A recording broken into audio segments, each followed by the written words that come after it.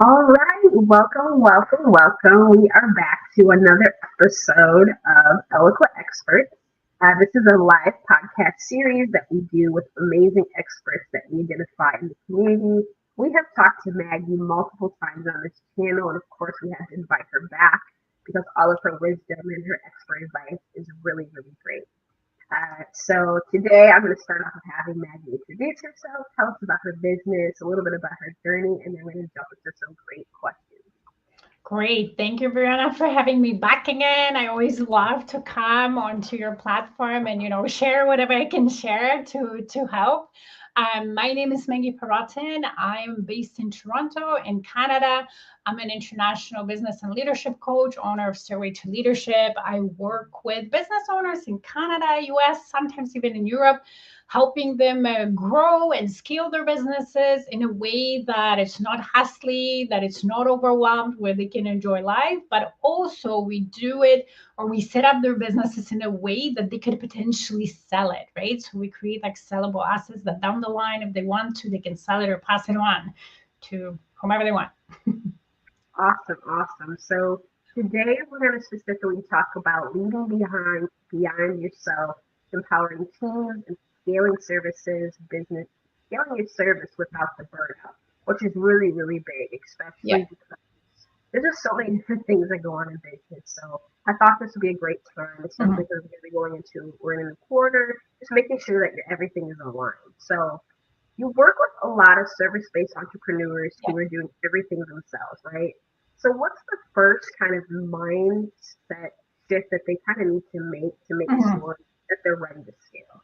Yeah, and I will tell you because funny enough, I was just coaching my client earlier this morning on this, where very often, if we, first of all, you've built the business yourself, right? So people think of their business as their baby, and they're like, "Oh my God!" Now I'm like, I'm scared to hand it off to maybe other people.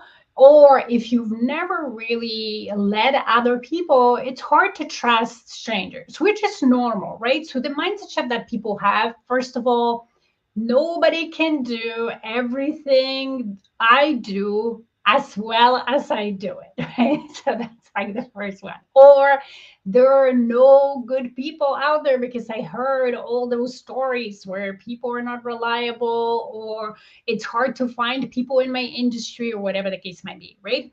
But I would say the first one is nobody can do it as well as I do, or nobody will care about my clients as much as I do. And I want to say it is a limiting belief. It is not true. There are great people out there who can do certain portions of what you do. It doesn't have to be everything, as well as you do, and sometimes better if you allow it, right? And there will be people who will care about your clients and your business and not in the same way, in a way where as an owner, but they will care because they take pride in doing good work. So they want to succeed, they want to do work, and they care about other people. And that's why they're in the industry. So let's say, talking about service business, if you're in a spa, right? And you do facials, an employee that you hire, they went into this industry because they love facials, they love beauty, and they love helping people look better, right? And they just don't want to run a business because it's not their thing, right? So it's the same, like I always say, like being a mom. Of course your love for your child is unique, but it doesn't mean that a grandma or an aunt doesn't love your child, right? Or it doesn't mean that when you send your child to school, meaning you outsource certain things, the teacher is not going to care about your child and love it like in a way that a teacher does, right? So it's sort of the same in our business. Yes, yes, I love that. Perfectly said. So that kind of brings me to my next question is, what do you think burnout, like why do you think it's so common in that space? I think burnout is common because you're trying to do it all by yourself, right? And I really, I don't see a way to scale a business by doing everything by yourself. It's just not possible. You will hit a ceiling that you won't be able to get through, no matter how hard you work, no matter how much you work. It's just, it will stuck. You'll get stuck, right? And if you continue, you will burn out. So the choice that you have is, do I want to limit the growth of my business to being a solopreneur and sort of having a job and just like on my own and doing it, but then I have to be okay with certain limited income that I can generate. Yeah, I have to be okay with the fact that if I do take time off, I'm probably not making money right in that moment, and I can't really scale. And then if you make peace with that, then you can structure it maybe in a way that it's not, you don't burn out. But if you try to scale and you keep pushing and doing it on your own, you will burn out. Like, no matter how much you love your business, nobody can work 24/7, 365. We have our physical limits, so you will be exhausted.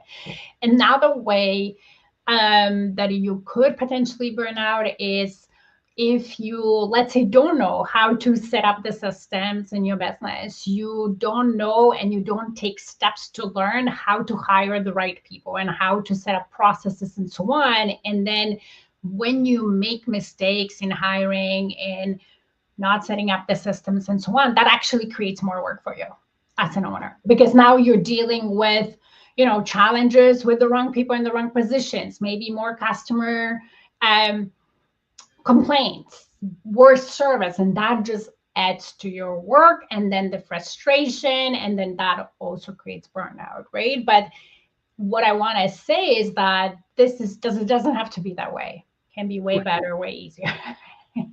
That actually brings me to the next thing. I think a lot of people think, okay, if I'm delegating, it means that I'm losing some control. Can you kind of expand on that a little bit too? It Yeah, doesn't mean lose control, but it yeah, means yeah, yeah. That's a good one. And definitely most people think that way. I coach my clients on that all the time. You don't lose control.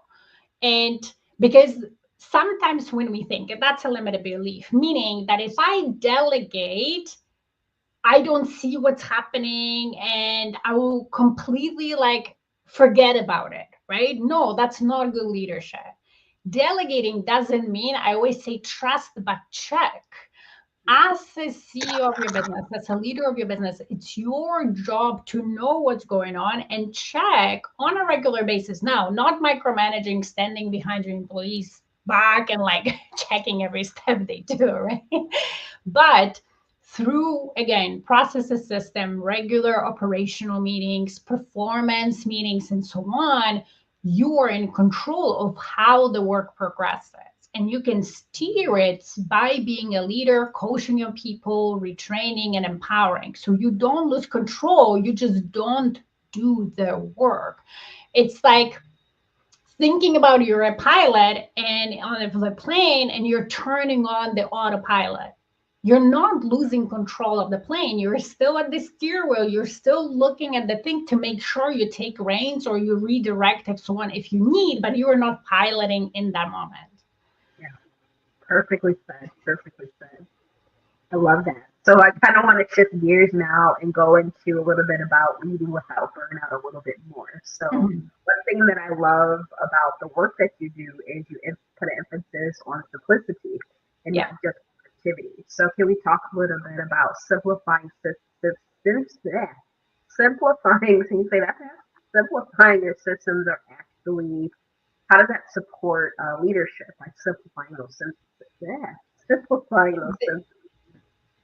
I, I always say like if you're, especially when you're a small business, your processes and systems shouldn't be complicated.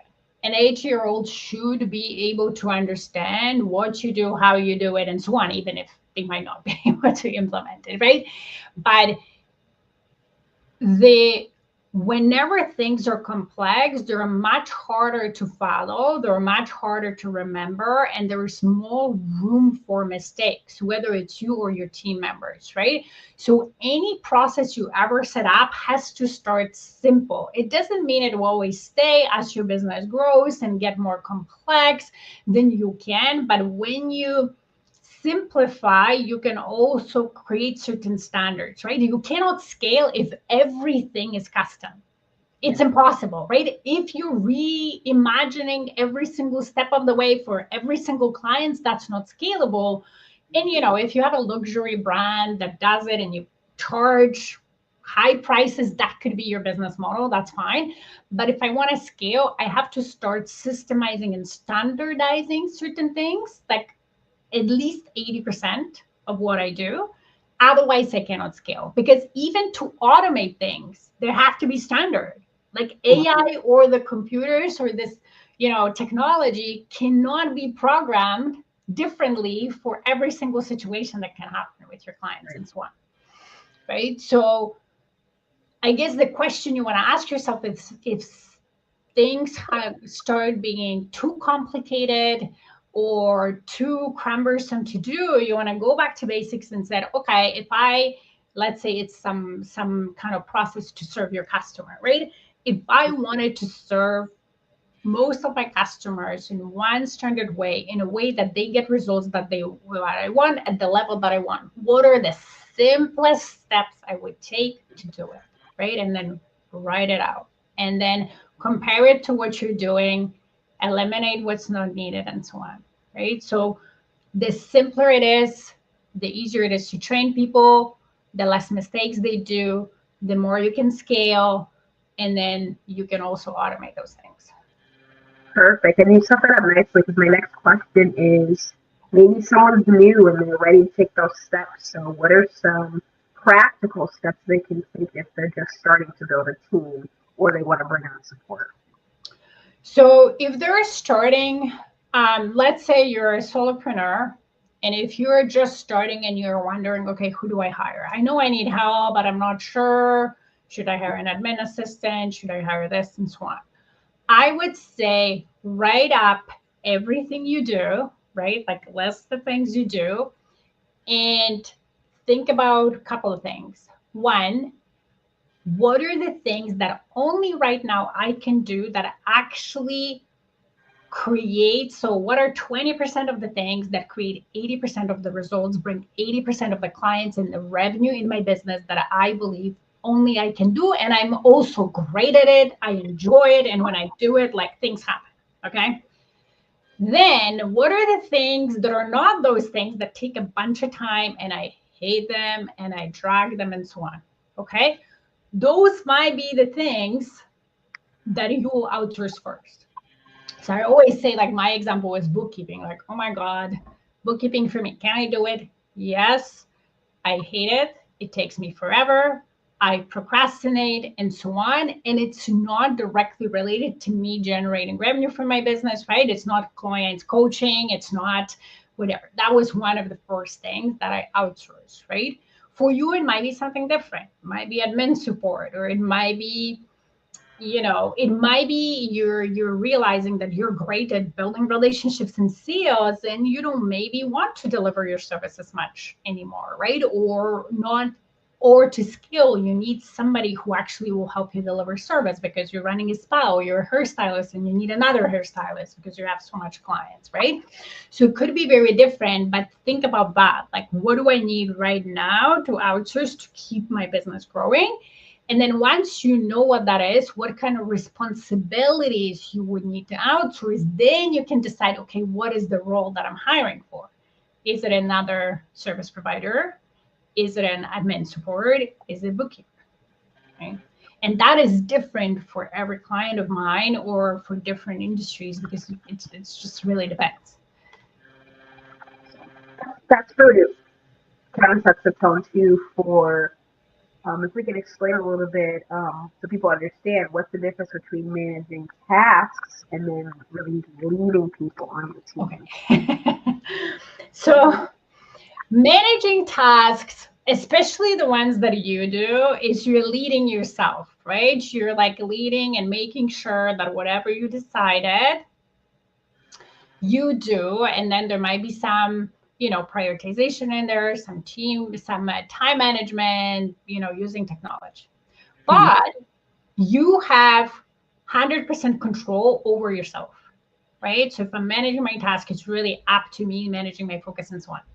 When I'm leading a team, I actually don't have 100% control over other people. It's impossible, right? They're their own human beings. They make their own decisions. Now, it doesn't mean that as a leader, I don't influence them. First of all, if they work for me, we have an adult agreement, right? They agreed to do certain job for whatever pay I'm paying, whatever conditions we have. So we already have an agreement, right? So that they agree. Now, what I can control as a leader is empowering them with proper tools, empowering them with the right processes so they know how they succeed, right? What processes do and what certain expectations, and outlining them and communicating them well to your employees do is the employee knows how they are successful. Because if there is no guidelines, they have no idea. They could be doing anything. Yeah, Maybe yeah, not what you want, but how do they know, right? So communication is empowering them with the training that they might need. Sometimes we think like, oh, I'm hiring an expert or a BA, they should know.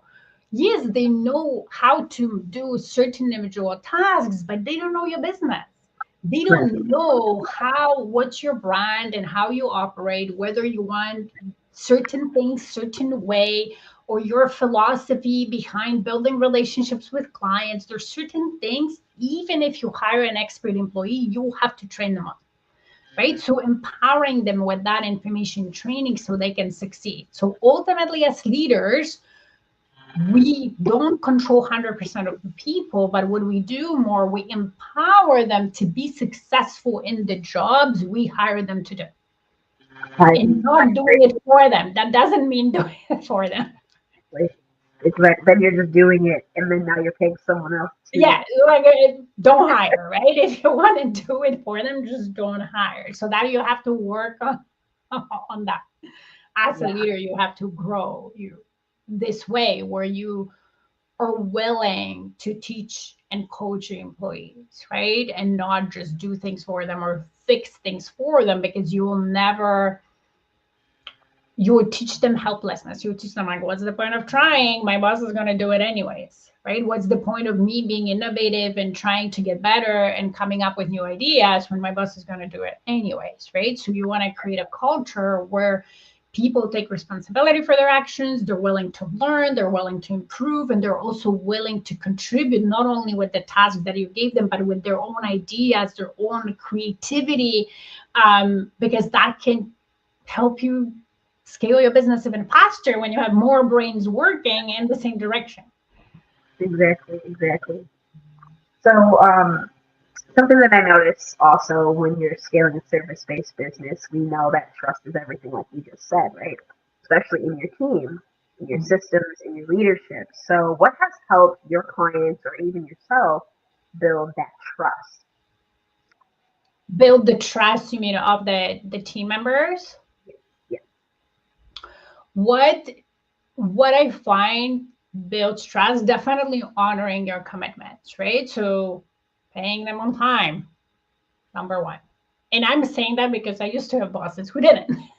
sure. So, if you don't do the main thing, they pay, but it was always late and so on. Like that trust is already broken, right?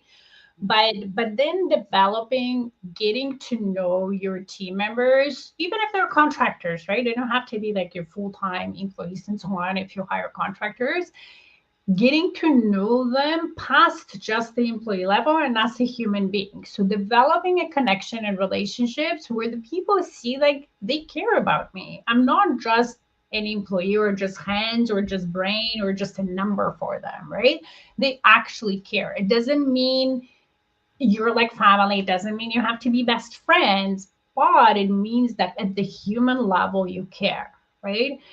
Then, you know, having their back and supporting them when they need you, and having their back if they follow the process, they did what you expected them to do, but maybe made a mistake, or maybe something didn't come exactly the way you wanted, because we're all human. None of us is perfect. Even the best employees ever that you will love and they're amazing stars will make certain mistakes occasionally, right? So having their back when that happens. Now, that also, what I'm not saying is if somebody is not performing and having issues all the time, no matter how much you support them and train them, to keep them in the team. That's not what I'm saying, right?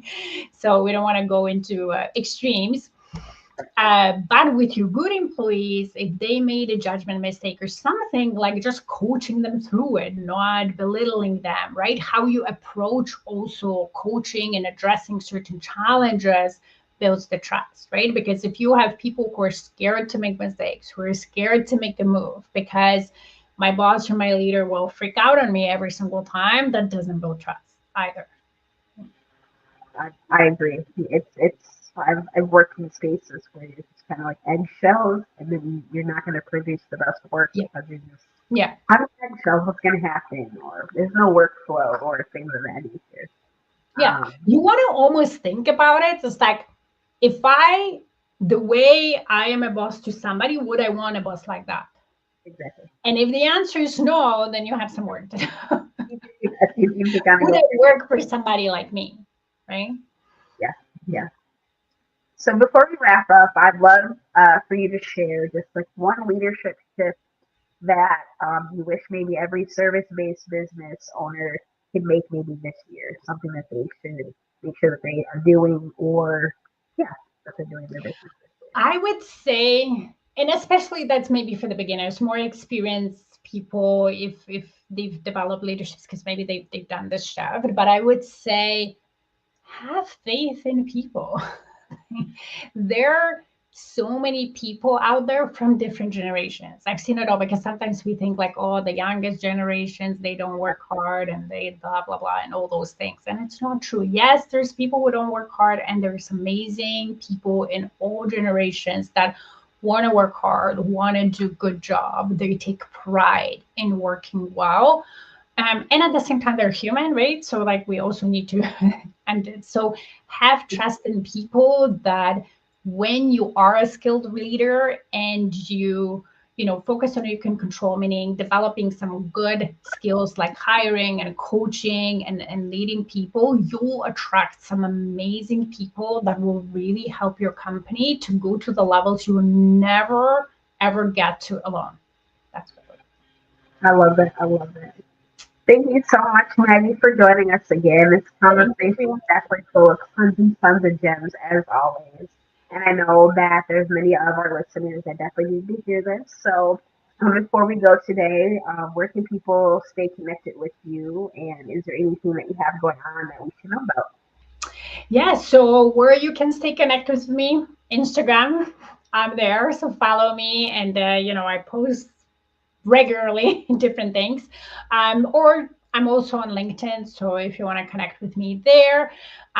Couple of things I have going on. So I will be on a show called Legacy Makers, yay, coming out soon to the platform near you. So on Apple TV, Roku TV, you will be able to stream it this summer. So Legacy Makers, if you follow me, I'll definitely be announcing that. And then the second thing, actually, fun fact, I just decided recently, because my clients were asking, that I'm going to do like a 1-day transformational retreat here in Canada. If you want to come for 1 day, it's going to be July 25th in person. And it's really focused on you transforming yourself first so you can scale your business, right? I always say your business cannot outgrow you. So it's always about you first. So that's what we're going to do. July 25th, the Friday. So if you're interested, reach out. It's going to be a lot of fun. And very powerful. So, Yeah, so I'll look out for your post and make sure to share the link with everybody. yeah. Wonderful. Well, today that is our episode here with Maggie. giving us some wonderful gems on really how to run a business as a service-based business without that burnout. Mhm. So make sure you guys subscribe to Eloquent Content Studio. And Maggie, we hope to have you back for some more time. Yeah, definitely. Thank you so much, Brianna, for having me, and thank you everybody for watching. Bye-bye. Bye.